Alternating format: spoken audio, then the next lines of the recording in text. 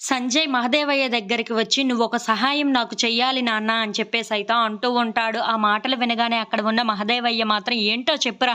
నీకోసం ఏది చేయడానికైనా నేను రెడీగా ఉన్నాను" అని చెప్పేసైతే అంటూ ఉంటాడు. ఇంతలో అక్కడ ఉన్న సంజయ్ మాత్రం తన దగ్గర ఉన్న కత్తిని తీసి "నాకు నీ ప్రాణం కావాలి నాన్న" అని చెప్పేసైతే అంటూ ఉంటాడు. ఆ మాటలు వినగానే అక్కడ ఉన్న మహదేవయ్య అయితే ఒక్కసారిగా షాక్ అయిపోతూ ఉంటాడు.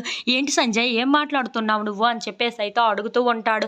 ఇంతలో అక్కడ ఉన్న సంజయ్ మాత్రం "అవును. నాకు నీ ప్రాణం కావాలి. ఎందుకంటే నేను ఆ క్రిష్ గాడి మీద పగ తీర్చుకోవాలి అంటే నేను నీ ప్రాణం ఇప్పటికిక్కడే తీయాలి" అని చెప్పేసైతే అంటూ అక్కడ ఉన్న మహదేవయ్య మీద కత్తి చూపిస్తూ ఉంటాడు. ఇంతలో అక్కడ ఉన్న మహదేవయ్య తన దగ్గర నుండి తప్పించుకోవడానికి ట్రై చేస్తూ ఉంటాడు. అది చూడగానే అక్కడ ఉన్న సంజయ్ మాత్రం "ఏంటి నాన్న ఎలా చేస్తున్నావు? నాకు నీ ప్రాణం కావాలి. నీ స్వార్థం కోసం ఎవరు ఏం చేసినా పర్వాలేదని నీ దగ్గరే నేర్చుకున్నాను. నువ్వే నా గురువువి" అని చెప్పేసైతే అంటూ ఉంటాడు. ఆ మాటలు వినగానే అక్కడ ఉన్న మహదేవయ్య మాత్రం "సంజయ్ అలా చేయవద్దు" అని చెప్పేసైతే అంటూ ఉంటాడు.